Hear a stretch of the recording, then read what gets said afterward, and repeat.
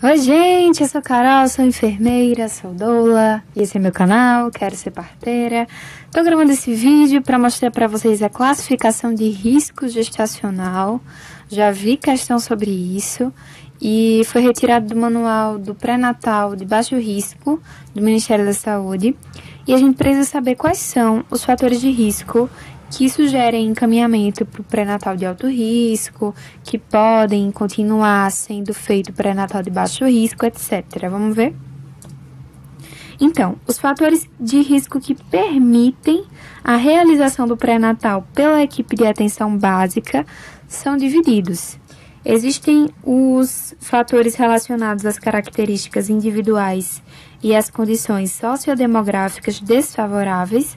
Por exemplo, se a mulher tiver idade menor que 15 anos e maior do que 35 anos, é considerado um fator de risco, porém pode ser feito pré-natal ainda pela equipe de atenção básica. Se a ocupação tiver um esforço físico excessivo, carga horária extensa, rotatividade de horário, exposição a agentes físicos, químicos, biológicos e estresse. Se tiver uma situação familiar insegura e não aceitação da gravidez, principalmente se for adolescente. Se tiver uma situação conjugal insegura. Se tiver baixa escolaridade, que é considerado menor do que 5 anos de estudo regular. Se tiver condições ambientais desfavoráveis, a altura, tem altura também aqui, altura menor do que 1,45, o IMC que evidencia baixo peso, sobrepeso ou obesidade. Esses fatores, se não tiver os outros fatores que eu vou mostrar mais na frente, que é para encaminhamento pré-natal de alto risco, se a mulher tiver um ou mais só desses fatores aí, ela pode continuar fazendo pré-natal na atenção básica, certo? E aí existem os fatores relacionados à história reprodutiva anterior. E aí, se a mulher já teve um recém-nascido com restrição de crescimento, de pré-termo, ou já teve um bebê mal formado, se já teve caso de macrosomia fetal, síndrome hemorrágica ou hipertensiva, intervalo interpartal menor do que 2 anos ou maior do que 5 anos, ou seja, se a mulher teve uma gravidez e a próxima gravidez foi com menos de 2 anos ou com mais de 5 anos, é considerado um fator de risco, mas que pode ser atendido pré-natal na atenção básica. A nuliparidade, ou seja, a mulher que não teve nenhum filho, e a multi, com 5 ou mais partos, a cirurgia uterina anterior, se teve 3 ou mais cesarianas, em relação aos fatores relacionados à gravidez atual, ganho ponderal inadequado de peso, infecção urinária, anemia.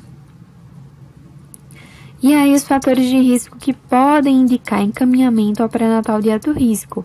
Então, gente, não estava aqui grifado, mas em relação aos fatores relacionados à gravidez atual, são esses 3 aqui, ganho ponderal inadequado, infecção urinária e anemia. Então, continuando, fatores de risco que podem indicar encaminhamento ao pré-natal de alto risco. Fatores relacionados às condições prévias da mulher, se é uma mulher cardiopata, se ela possui pneumopatias graves, incluindo asma brônquica, nefropatias graves, como insuficiência renal crônica em casos de transplantados, endocrinopatias, especialmente diabetes mellitus, hipotireoidismo e hipertireoidismo, doença hematológica, inclusive doença falciforme e talassemia, hipertensão arterial crônica e ou caso de paciente que faça uso de antihipertensivo se tiver uma PA maior que 140/90 antes de 20 semanas de idade gestacional. Como a gente sabe, só pode detectar que alguma doença está relacionada à gravidez após a 20ª semana, que é quando é considerado que houve uma implantação total da placenta. Doenças neurológicas, como a epilepsia, doenças psiquiátricas que necessitam de acompanhamento, como psicose, depressão grave, são fatores de risco que podem indicar encaminhamento ao pré-natal de alto risco. Agora, os fatores relacionados ainda às condições prévias, vamos ver. Doenças autoimunes, lúpus, outras colagenoses, alterações genéticas maternas, antecedentes de trombose venosa profunda ou embolia pulmonar, ginecopatias como malformação uterina, miomatose, tumores anexiais e outras, portadoras de doenças infecciosas como hepatite, toxoplasmose, infecção pelo HIV, sífilis terciária, com a ultrassom com malformação fetal e outras DSTs como, por exemplo, o condiloma. Hanseníase, tuberculose, dependência de drogas lícitas ou ilícitas, qualquer patologia clínica que necessite de acompanhamento especializado. Fatores ainda relacionados à história. Agora são fatores relacionados à história reprodutiva anterior, tá? Vamos ver. Morte intrauterina ou perinatal em gestação anterior, principalmente se for de causa desconhecida. História prévia de doença hipertensiva da gestação com mau resultado obstétrico e ou perinatal, interrupção prematura da gestação, morte fetal intrauterina, síndrome HELP, eclâmpsia, internação da mãe em UTI, abortamento habitual, esterilidade e infertilidade. Agora, fatores relacionados à gravidez atual. Restrição do crescimento intrauterino, polidrâmino ou oligohidrâmino, que é muito líquido amniótico ou pouco líquido amniótico, gemelares, malformação fetal ou arritmia, distúrbio hipertensivo da gestação, com hipertensão crônica pré-existente, hipertensão gestacional ou transitória. É necessário que haja evidência de medidas consecutivas que sugiram hipertensão. Nestas situações, não se deve encaminhar o caso como medida isolada. Em caso de suspeita de pré-eclâmpsia e eclâmpsia, deve-se encaminhar a paciente à emergência obstétrica. Fatores relacionados à gravidez atual ainda. Infecção urinária de repetição, ou 2 ou mais episódios de pielonefrite, toda gestante com pielonefrite deve ser inicialmente encaminhada ao hospital de referência para avaliação.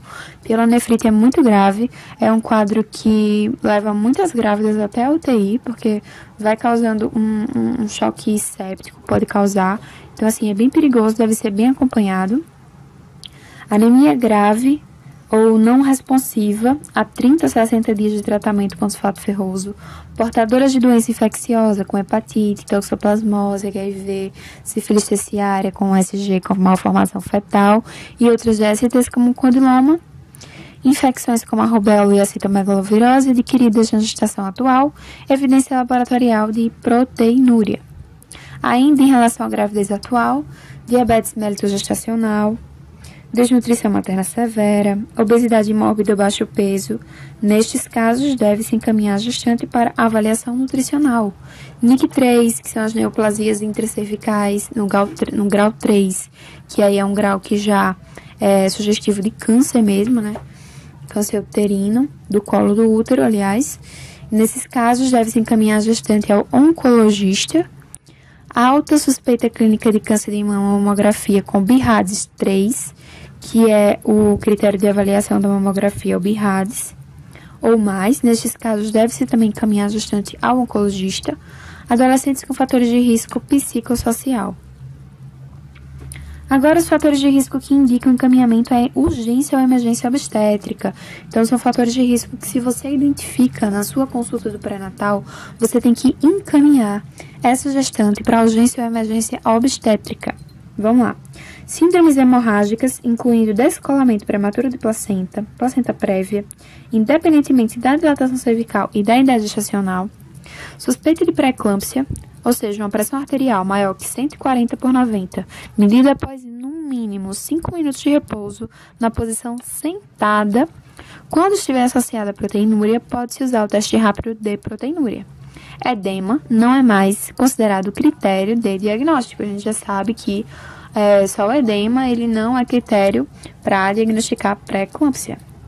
Sinais pré-monitórios de eclâmpsia em gestantes hipertensas, que são escotomas cintilantes, que é quando ela fica vendo umas luzinhas assim na vista, cefaleia típica occipital, epigastralgia, que é uma dor assim no estômago, ou dor intensa no hipocôndrio direito, que é abaixo do peito, assim. Aliás, é no pé da barriga do lado direito, né? Hipocôndrio direito. Eclâmpsia se a mulher tiver eclâmpsia, né, crise convulsiva em paciente com pré-eclâmpsia. Se tiver uma crise hipertensiva, ou seja, uma PA maior que 160 por 110. Amenorrex prematura, perda de líquido vaginal, consistência líquida em pequena ou grande quantidade, mas de forma persistente, podendo ser observada mediante exame especular com a manobra de Valsalva e elevação da apresentação fetal. A manobra de Valsalva é aquela que pede para a mulher prender a respiração e fazer uma forcinha. A imunização RH, ou seja, se a mulher ela tem um RH negativo, né? A anemia grave, hemoglobina menor que 8. Trabalho de parto prematuro, contrações e modificações de colo uterino em gestante com menos de 36 semanas. Se a idade gestacional a partir de 41 semanas confirmada, ou seja, a mulher que passou do termo, ela também é indicada a ir procurar um serviço, né, para ser avaliada. Uma hipertermia, ou seja, uma temperatura axilar maior que 37,8 graus Celsius, na ausência de sinais ou sintomas clínicos de IVAS. IVAS, pelo que eu sei, é infecção de via aérea superior. Se alguém souber que é outra coisa, por favor, deixe nos comentários que vai ajudar o meu estudo. Suspeita e diagnóstico de abdômen agudo em gestante, suspeita e diagnóstico de pielonefrite, infecção ovular, outra infecção que necessite de internação hospitalar. Mais casos para ser encaminhado para urgência, viu, gente? Suspeita de trombose venosa profunda em gestante, dor no membro inferior, edema localizado e ou varicosidade aparente. Investigação de prurido gestacional e icterícia, vômitos incoercíveis não responsivos ao tratamento com comprometimento sistêmico com menos de 20 semanas, vômitos inexplicáveis no terceiro trimestre, porque no terceiro trimestre não é mais comum ter vômito assim, por nada. Restrição do crescimento intrauterino, oligohidrâmino, que é quando tem baixa de líquido. E aí a gente tem que ver, porque aqui, deixa eu procurar aqui, olha só, a gente já viu isso antes, né? Aqui, ó, fatores relacionados à gravidez atual que pode indicar encaminhamento a pré-natal de alto risco. Então, o oligohidrâmino tá aqui, né? Eu acredito que dependendo do grau, aí você deve encaminhar para urgência e emergência, né? Se for um grau muito elevado de oligohidrâmino. Vamos ver onde a gente tá? Aqui. Caso clínico que necessite de avaliação hospitalar, por exemplo, se a mulher tem cefaleia intensa e súbita, sinais neurológicos, crise aguda de asma. Nos casos com menos de 20 semanas, as gestantes podem ser encaminhadas à emergência clínica. Porque quando ainda é considerado aborto, não é assim uma emergência obstétrica, porque é como se não considerasse que a mulher estivesse grávida ainda, né? É meio estranho isso. Mas é porque, assim, já que eles consideram aborto, né, até 20 semanas, como se eles não considerassem a vida do bebê até 20 semanas. Não sei se vocês sabem, mas um aborto não é um caso de urgência. Se a mãe estiver bem e ela estiver em abortamento, não é uma urgência obstétrica, entendeu? Porque não tem mais vida ali do feto e a mãe clinicamente e aparentemente bem, então não é assim, é emergência, né? Emergência é mais grave ainda que urgência. E por fim aqui, óbito fetal. Então é isso, gente. É um assunto importante que a gente precisa saber. Eu já vi questão sobre isso, tá? A classificação de risco gestacional. Então, assim, eu espero que vocês tenham gostado do vídeo. Se tiver alguma sugestão, alguma correção, principalmente, por favor, deixe nos comentários. Correções são muito bem-vindas. E aceito beijos pra vocês e até a próxima.